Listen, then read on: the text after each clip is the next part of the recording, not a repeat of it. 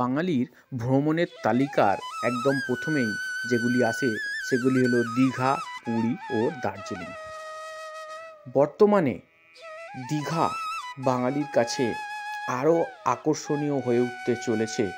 তার কারণ পশ্চিমবঙ্গ সরকারের উদ্যোগে এখানে তৈরি হচ্ছে পুরীর জগন্নাথ মন্দিরের আদলে একটি নতুন জগন্নাথ মন্দির, যে মন্দিরটির নির্মাণ কাজ প্রায় সম্পূর্ণ হতে চলেছে। আর কিছুদিনের মধ্যেই এই মন্দিরটি নির্মাণ কার্য সম্পূর্ণ হয়ে যাবে। তার সাথে সাথেই এই মন্দির খুলে দেওয়া হবে সর্বসাধারণের জন্য।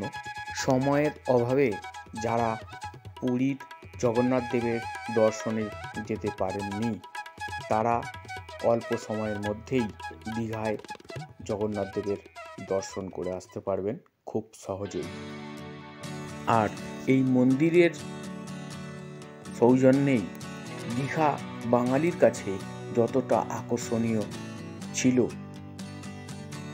এখন এই মন্দিরটির জন্য সেই দীঘা বাঙালির কাছে দ্বিগুণ আকর্ষণীয় হয়ে উঠবে এই আশা রাখছি।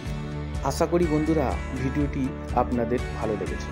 ভিডিওটি ভালো লাগলে অবশ্যই লাইক করবেন আর চ্যানেলটি সাবস্ক্রাইব করবেন আরও নতুন নতুন ভিডিও পাওয়ার জন্য।